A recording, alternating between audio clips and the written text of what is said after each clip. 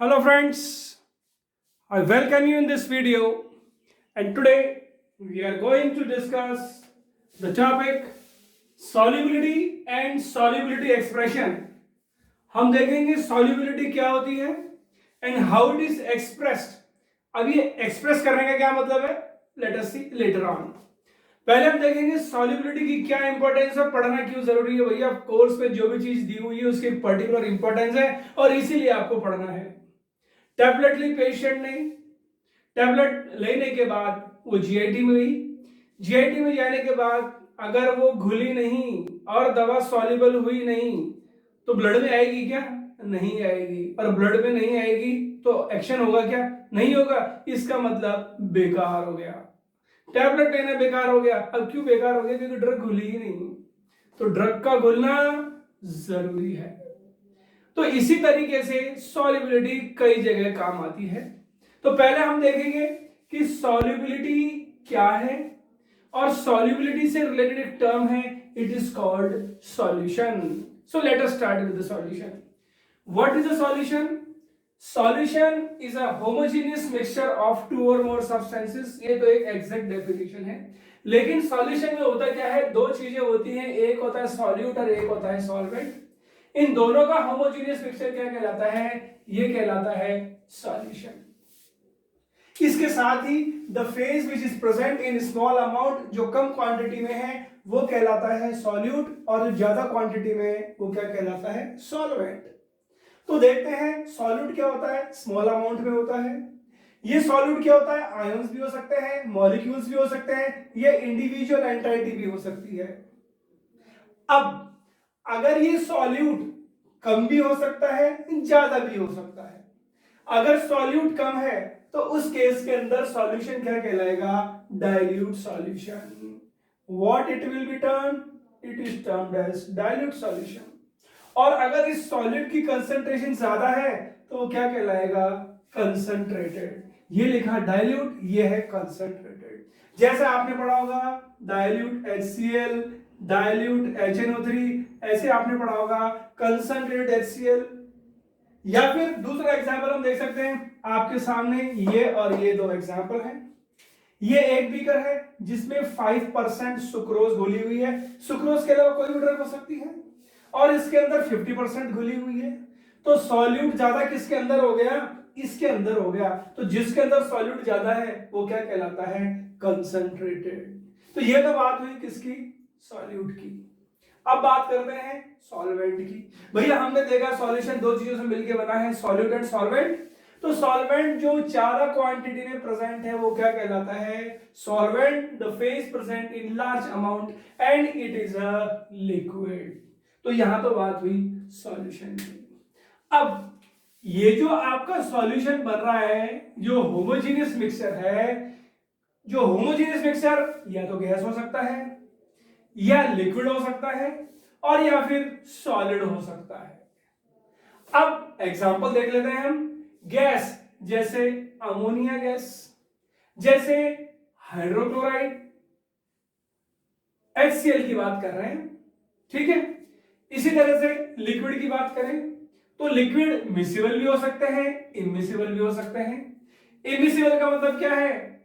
जैसे वाटर और plus oil, तो ये तो किसका एग्जांपल है? इमिसिबल।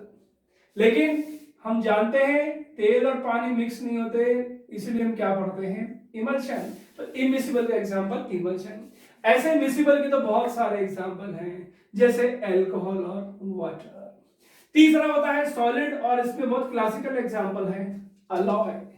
तो फार्मेसी के अंदर और मेडिकल टर्म्स के अंदर इसका तो रोल होता ही नहीं, तो अलग चीज हो गई। We will be discussing on gas and liquid, इसी पर मेन कंसंट्रेट किया जाता है। तो यहां पर बात कंप्लीट होती है कि सॉल्यूशन क्या होता है, इस दो चीजों से मिलकर बना होता है। होमोजेनियस मिक्सचर है, और गैस होता है, लिक्विड होता है, और सॉलिड होता है। अगर प्रेजेंट ज्यादा क्वांटिटी सॉल्यूट की है तो वो कहलाएगा कंसंट्रेटेड, अगर इसी क्वांटिटी के में तो क्या कहलाएगा? डाइल्यूट। अब कंसंट्रेट को डाइल्यूट किया जा सकता है क्या? बिल्कुल किया जा सकता है। सॉल्वेंट की अगर तुम कंसंट्रेशन बढ़ा दोगे या फिर सॉल्वेंट की मात्रा बढ़ा दोगे, अमाउंट बढ़ा दोगे, तो ऑटोमेटिकली डाइल्यूट हो जाएगा ना। या फिर दूसरा तरीका क्या है, ये जो डाइल्यूट है इसको कंसंट्रेट किया जा सकता है, क्या बिल्कुल किया जा सकता है, इसमें सॉल्वेंट की जो अमाउंट है वो कम कर दो तो ऑटोमेटिकली क्या होगा, इसकी कंसंट्रेशन बढ़ जाएगी। समझ में आ गया होगा आपके। अब ये जो सॉल्यूशन है इनका एक और नाम है, क्या नाम है, these are also termed as molecular dispersions या फिर ट्रू सॉल्यूशंस। तो आपको कंफ्यूज नहीं होना है, मॉलिक्यूलर डिस्पर्शन और ट्रू सॉल्यूशन क्या होते हैं, ये तो भैया सॉल्यूशन ही होते हैं। तो जिस तरह से हर डोजेज फॉर्म की, हर सब्सटेंस की और हर जो हम चीज बनाते हैं उसकी कुछ प्रॉपर्टीज होती हैं, इसी तरीके से सॉल्यूशन की भी कुछ प्रॉपर्टीज होंगी। इसको याद करने के लिए छोटी सी चीज है, आपने क्या किया, ग्लास लिया या बीकर लिया और बीकर में आपने क्या कर दिया, सुक्रोज डाल दिया, चीनी डाल दी या फिर आपने नमक डाल दिया और उसको घोल दो। आप घोलने के बाद आपको कैसा दिखेगा, आपको चीनी दिखेगी क्या, नहीं दिखेगी। नमक दिखेगा क्या, नहीं दिखेगा। प्रोवाइडेड एक लिमिट तक ही, मतलब सैचुरेशन से पहले की बात कर रहा हूं। अब सवाल उठता है सर ये सैचुरेशन कहां से वर्ड आ गया, हम तो सॉल्यूशन पढ़ रहे हैं। तो जस्ट वेट, वो आगे आएगा जब हम बताएंगे आपको। हम शुरू की बात कर रहे हैं, आपने जैसे ही आपने बीकर लिया उसमें शुगर डाली या आपने उसके अंदर नमक डाला, NaCl डाला और आपने घोल दिया तो वो घुल जाएगा, वो गायब हो जाएगा। तो नमक कहां गया, चीनी कहां गई, वो तो सॉल्युबलाइज हो गई। तो उसकी क्या क्या प्रॉपर्टीज होती हैं सॉल्यूशन की, let us see. The properties of solution are, देखो सॉल्यूट से related, solute are very small या फिर the size of solute particles are very small. कितने small, they have size of angstrom size के होते हैं वो, and they are not seen with even electron microscope also. इतनी छोटी होती है उनकी साइज। इसीलिए तो हम क्या करते हैं, जैसे बीकर लिया और बीकर में बोलता रहूं, आप दो चीज, जैसे आपने सुक्रोज डाली आपको कुछ दिखेगा ही नहीं, ऐसे दिखेगा जैसे तो पानी ही है। दिखने से तो ऐसा ही है, टेस्ट करने से ही मालूम आपको लगेगा कि उसमें चीनी है या नमक है। दूसरी property, they cannot scatter light. जब सॉल्यूशन को लिया जाएगा बीकर के अंदर या किसी भी कंटेनर के अंदर और जब यहां से लाइट पास की जाएगी तो लाइट इस तरह से स्कैटर नहीं होगी, लाइट सीधी की सीधी निकल जाएगी। डिटेल में हम बाद में पढ़ेंगे। Means these solute particles are very small, they cannot scatter light. तीसरी property, they can cross semi permeable membrane। आपको समझ में आएगा सेमी परमेबल मेम्ब्रेन कहां होती है, सेल्स के अंदर होती है। इसके अलावा और भी डिटेल्स बाद में देखेंगे, अभी अपने इतना याद रखना है, वो सेमी परमेबल मेम्ब्रेन को क्रॉस कर लेती हैं। मतलब डिफ्यूजन रैपिड होगा, डिफ्यूजन फास्ट होगा। अब डिफ्यूजन क्या है, प्लीज आप देख सकते हैं मेरे अदर वीडियोस डिटेल्स के लिए। फिर आता है नो सेटलिंग, इसमें सेटलिंग नहीं होती है सॉल्यूशन में। तो जब आपने बीकर लिया, इसमें सुक्रोज डाला और उसको रख दो आप, तो आपको थोड़ी देर बाद नीचे चीनी दिखती है कि जमा हुई, नहीं दिखती। सैचुरेशन से पहले की बात हो रही है। ऐसे जब आपने नमक डाला तो नमक जमा हुआ दिखता है क्या, नहीं दिखता। तो मतलब these particles do not settle. Example है सॉल्यूशन के, sucrose in water, urea in water या NaCl वाटर, बहुत सारे एग्जांपल्स हैं। तो ये तो बात हुई सॉल्यूशन की, और सॉल्यूशन को क्या बोलते हैं और ये प्रॉपर्टीज और ये एग्जांपल। अब सवाल उठता है कि सर आप तो सॉल्युबिलिटी की बात कर रहे थे, ये तो सॉल्यूशन पढ़ा दिया। तो सॉल्युबिलिटी की बहुत सारी डेफिनेशंस हैं। सॉल्युबिलिटी की डेफिनेशंस में हम बिल्कुल इजीएस्ट वन करेंगे। सॉल्युबिलिटी का मतलब ये होता है कि it is, again I am taking example, ये बीकर है, इस बीकर में आपने चाहे सुक्रोज डाला चाहे यूरिया डाला, जैसे आपने डाला और हिलाया तो गायब हो गया, फिर आपने डाला वो फिर गायब हो गया, फिर आपने डाला आप हिला रहे हो गायब हो गया। लेकिन एक लिमिट आती है, उसके बाद वो नहीं घुलता। तो it is the maximum amount of solute that can be dissolved in a solvent at particular temperature and pressure। क्योंकि टेम्परेचर प्रेशर मेरे को मेंशन करना जरूरी है। क्यों, अगर टेम्परेचर प्रेशर मेंशन नहीं करूंगा तो क्या होगा, बिल्कुल होगा, क्योंकि टेम्परेचर से सॉल्युबिलिटी बढ़ती है कम होती है, ऐसे ही प्रेशर से सॉल्युबिलिटी बढ़ती है कम होती है। इसीलिए कभी भी आप देखना किसी भी बुक के अंदर या स्टैंडर्ड रेफरेंस के अंदर सॉल्युबिलिटी के साथ टेम्परेचर भी लिखा हुआ रहता है। तो मैं यही तो कह रहा हूं कि कितना सॉल्यूट इस सॉल्वेंट के अंदर ज्यादा से ज्यादा घोला जा सकता है, दैट इज कॉल्ड सॉल्युबिलिटी।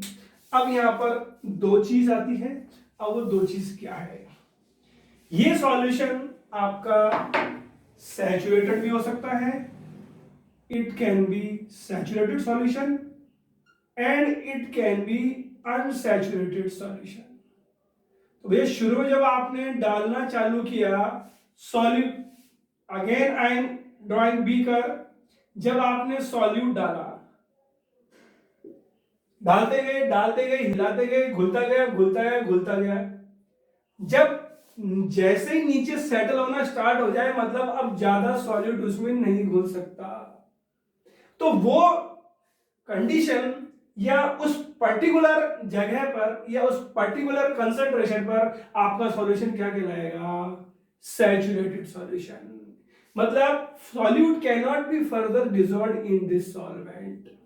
और उससे जो पहले है, जैसे आप डाल रहे हो घुल रहा है, तो उस केस में क्या कहलाएगा? Unsaturated solution. तो सैचुरेटेड का मतलब क्या है? अब ज्यादा चीज सॉल्युबल नहीं होगी, और अनसैचुरेटेड का मतलब क्या है? कि उसमें और सॉल्यूट घोला जा सकता है। तो समझ में आ गया होगा आपके सैचुरेटेड और अनसैचुरेटेड का भी कंसेप्ट। अब हम बात करते हैं how it can be expressed. भैया हम बात कर रहे हैं सॉल्युबिलिटी की। हम क्यों बात कर रहे हैं? क्योंकि हमें सॉल्यूशन बनाने हैं। सॉल्यूशन क्यों बनाने हैं? भैया कई ड्रग होती हैं जो सॉल्यूशन फॉर्म में ही अवेलेबल होती हैं, क्योंकि हम पढ़ते आए हैं डोजेज फॉर्म क्लासिफिकेशन में कि doses form can be solid, it can be liquid, it can be gaseous. लेकिन कई ड्रग होती ही है और लिक्विड नेचर की है, तो क्या करें, उनको सॉल्यूशन फॉर्म में देंगे ही ना। अगर टैबलेट है तो टैबलेट तक तो कोई प्रॉब्लम नहीं है, टैबलेट तो निकल ली क्योंकि वो सॉलिड थी, लेकिन वो टैबलेट भी अंदर जाने के बाद उसको घुलना तो है। अब वो कितनी घुलेगी, कितनी देर में घुलेगी? अगर वो नहीं घुलेगी तो ब्लड में नहीं जाएगी, और ब्लड में नहीं जाएगी तो एब्जॉर्ब नहीं होगी, और एब्जॉर्ब नहीं होगी तो एक्शन नहीं होगा। तो इसलिए सॉल्युबिलिटी की जानकारी जरूरी है। सर किस जानकारी की बात कर रहे हो? भैया 1 ml के अंदर, 10 ml के अंदर या 100 ml के अंदर या 1 लीटर में कितनी ड्रग घुल रही है, उसके हिसाब से तो मैं डोज तैयार करूंगा। क्योंकि अगर मुझे ये पता नहीं होगा कि कितनी देर में कितनी ड्रग घुल रही है, तो मेरा डोजेज फॉर्म डेवलप करना ही बेकार है। इसलिए expression of solubility is must. We should have the knowledge कि सॉल्युबिलिटी को कैसे एक्सप्रेस करें। अब दो तरीके हमने लिए हैं। एक है एस पर आईपी या जो फार्माकोपिया, सारे नहीं, आईपी की बात कर रहा हूं, और भी कई फार्माकोपिया जिसको प्रिफर करते हैं या जिसमें दिया हुआ है। अब इसके अकॉर्डिंग ये तो है, देखो the term, and this is part of solvent required for to dissolve 1 part of solute. तो फिर बता रहा हूं, ये सॉल्वेंट के कितने हिस्से चाहिए 1 पार्ट डिसॉल्व करने के लिए? किसके? सॉल्यूट के। अब very soluble, freely soluble, soluble, sparingly soluble, slightly soluble, very slightly soluble, insoluble और प्रैक्टिकली इनसॉल्युबल। अब इन टर्म्स का मतलब क्या होता है? आप पढ़ते हैं फार्मेसी के अंदर, ये टर्म आते ही रहते हैं। तो अब अगर आते रहते हैं तो उसका मतलब भी अपने को मालूम हो गया। कैसे? अगर लिखा हुआ है वेरी सॉल्युबल, इसका मतलब सॉल्वेंट का 1 पार्ट से भी कम में वो घोल लेगा उसको। Once again saying, less than 1 part of solvent is required to dissolve या to solubilize 1 part of solute। ये solute है और ये solvent है। ऐसे ही freely soluble, अगर solvent के 1 से 10 पार्ट चाहिए किसको? इसके 1 पार्ट को डिसॉल्व करने के लिए, तो वो freely soluble कहलाएगा। थर्ड टर्म आता है ऐसे ही soluble, 10 से 30 part, 10 to 30 parts of solvent are required to solubilize 1 part of this solute। sparingly soluble के अंदर 30 से 100, slightly soluble के अंदर 100 से 10,000। इसी तरीके से very soluble के अंदर, अब आप देख सकते हो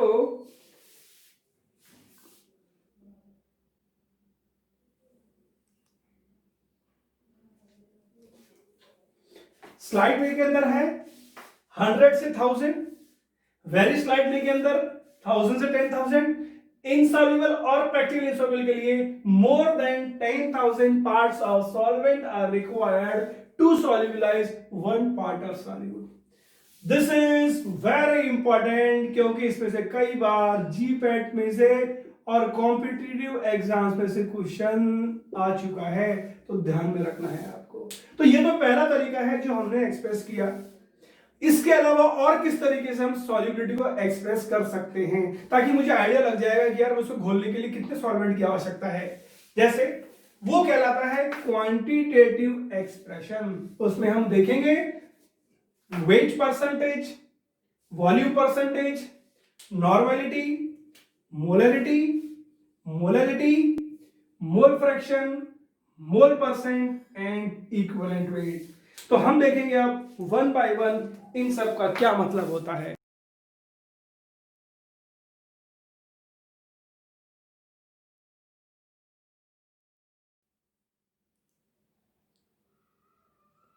तो हम देखेंगे ये अलग अलग तरह से एक्सप्रेस हो रही है। तो यहां पर हम एक्सप्रेस करना चाहते हैं सॉल्युबिलिटी। हम क्यों करना चाहते हैं? क्योंकि हम जानना चाहते हैं उसकी कंसंट्रेशन कितनी है। तो कंसंट्रेशन का मतलब क्या है? It is the amount of solute in a definite volume of solution. अगर आपके पास कोई भी एक सॉल्यूशन है, उसमें कह दिया कि इसके अंदर 5% अल्कोहल है, तो 5% का मतलब क्या हुआ? 5%। अब यहां पर अल्कोहल वॉल्यूम है, तो हमें लिखना पड़ेगा परसेंटेज वॉल्यूम बाय वॉल्यूम। ऐसे अगर सुक्रोज का आपके पास 10% सॉल्यूशन है, तो परसेंटेज वेट बाय वॉल्यूम। तो हमें काफी जानकारी मिलती है, मतलब बहुत सिग्निफिकेंस है कंसंट्रेशन का और क्यों सॉल्युबिलिटी एक्सप्रेस करते हैं। तो late us see the significance. पहला है इट हेल्प्स इन आइडेंटिफाइंग या it helps in determining the purity of substance. Purity का मतलब जो भी आपके पास सब्सटेंस है, सैंपल है, वो कितना प्योर है। हमें जानकारी लगती है किससे? हमें जानकारी लगती है इसी से। उसके बाद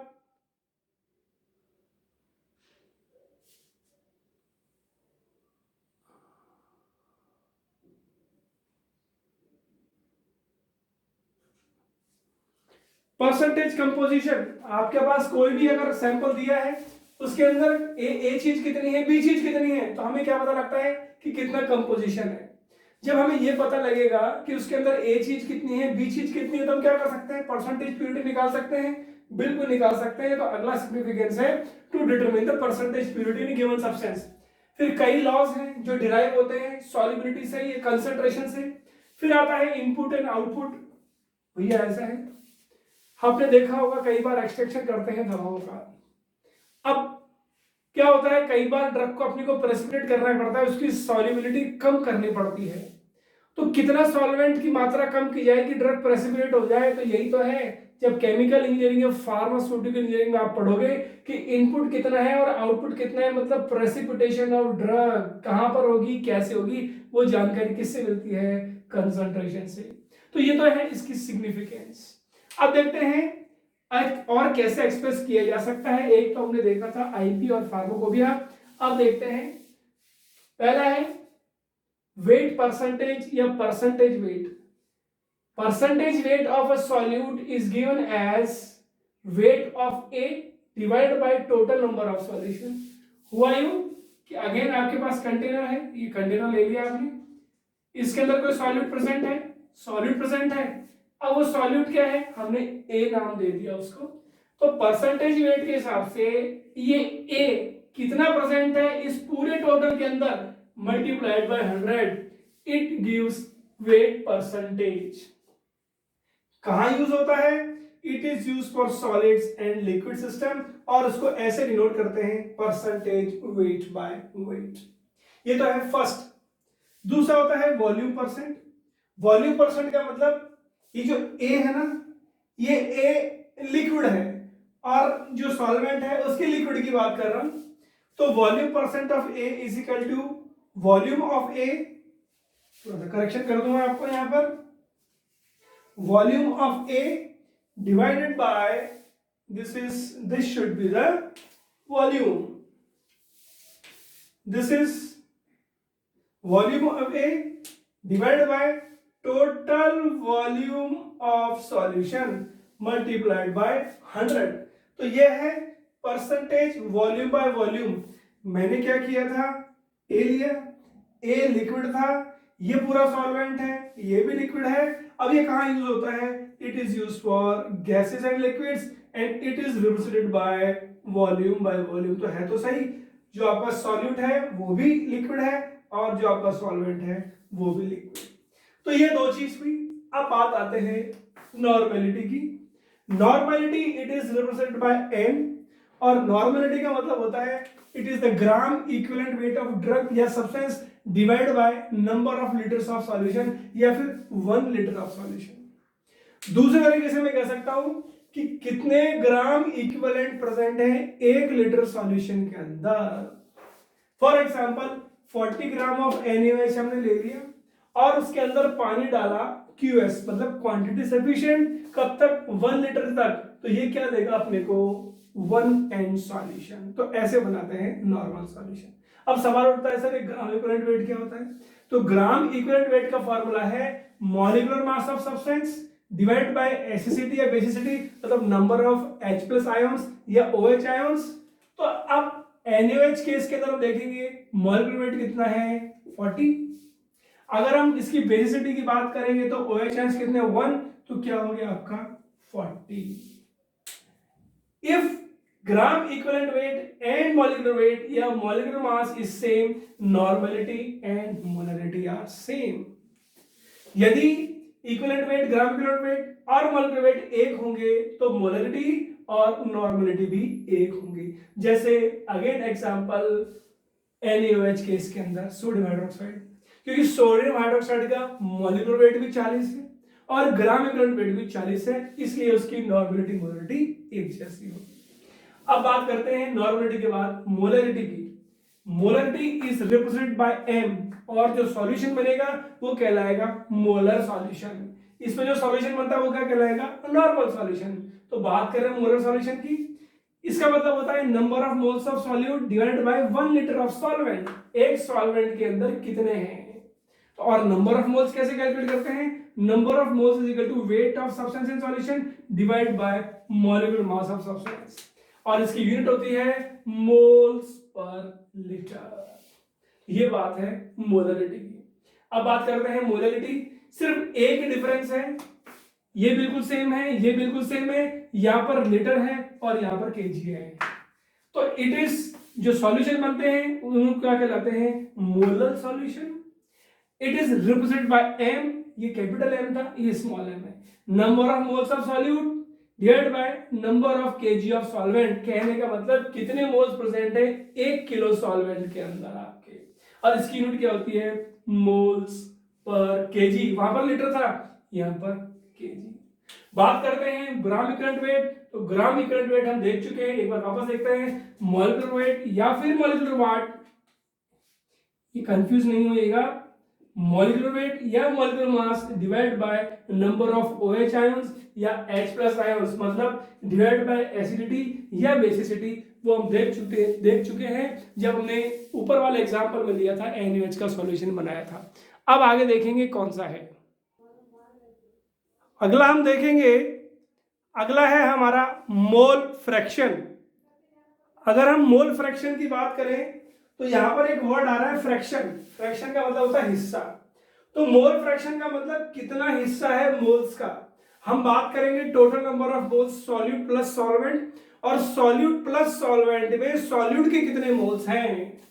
तो mole fraction is equal to number of moles of solute in solution divide by total number of moles of solute plus solvent. ये जो मोल फ्रैक्शन है it is represented by X2, capital X2। For example समझने के हिसाब से N2 है moles of solute in N1।